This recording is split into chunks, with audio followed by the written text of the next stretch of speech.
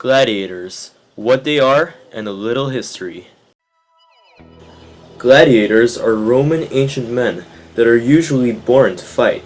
Gladiators seem to have short life expectancy, so a few gladiators join a fight to the death.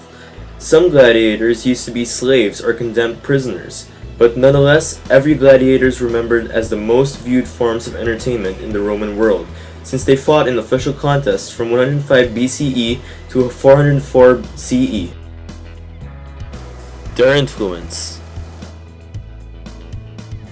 The gladiators were the successors of these warriors called the Etruscans. These groups of warriors were the ones who associated the contests before the gladiators hosted the contests. The contests. The Roman gladiators were also known as the kings of entertainment. They usually joined Roman gladiator games. The emperors and aristocrats used their opportunity in the games to display the populace, commemorate military victories, or even celebrate birthdays.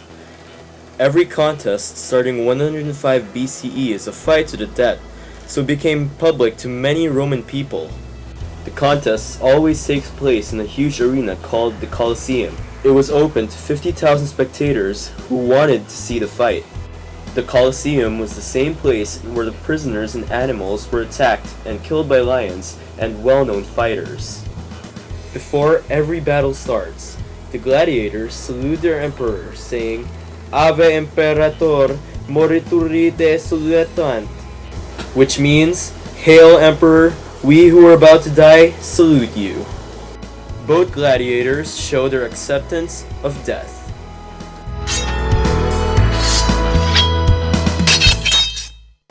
What happened to the winners and losers? Those that won the contest will get support by many people watching the fight. Someone will tag graffiti in Pompeii, which will indicate how the public remembers the winner of that specific battle.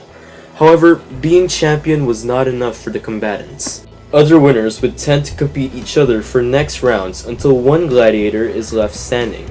The one who is left standing will receive rewards like a crown, a silver dish with prize money, or freedom after their years from being victorious. The losers are not always killed. Those who lost usually show mercy by dropping their weapons and shield and raise a finger. The emperor would usually decide to do something to the loser, but the decision usually comes from the audience. They would wave cloths or make hand gestures. They would shout, "Mite!" which means, "Let him go," or "Yugula!" which means, "Execute him." Armors and weapons. There were many armors and weapons designed for those who will be joining the contest. These materials have designs made for a different class of gladiators. There were 4 different classes: the Samnite, the Thracian, the Murmillo, and the Retiarius. The Samnites are the most heavily armed class of gladiators. They use either a sword or a lance, a scutum, which is a large square shield, and protective armor, which is mostly on the right arm and the left leg. The Thracians use a sicca, a curved short sword, and a parma, which is a very small square or round shield. They use these materials to deflect blows. The Murmillos are sometimes classified as fishermen. They have a helmet with a crest that is shaped as a fish. They carry short swords and a scutum.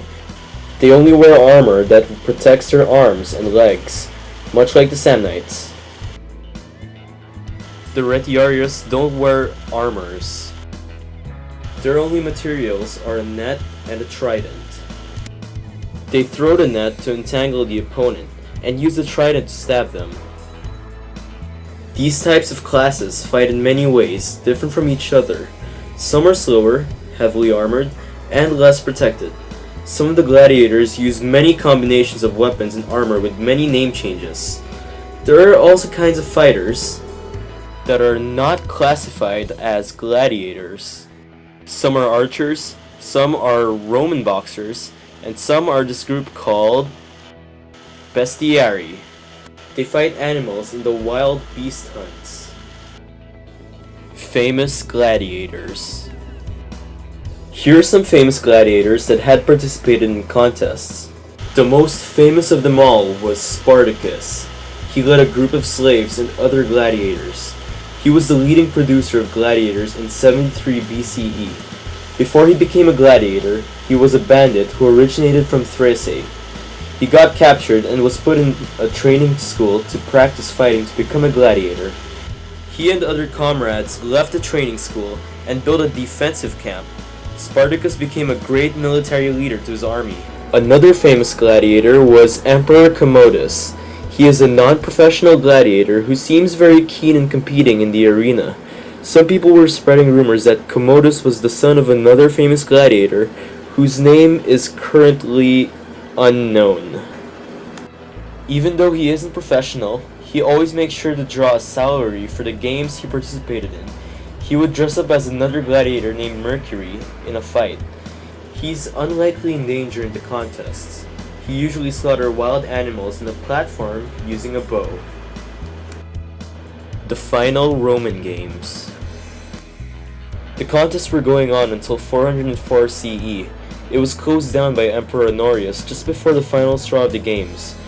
A monk got stoned to death after he tried to stop two gladiators from fighting from the audience. This would be the reason why Honorius stopped the games. But even though the games were finished, many condemned criminals continued to hunt down more wild animals for a new century.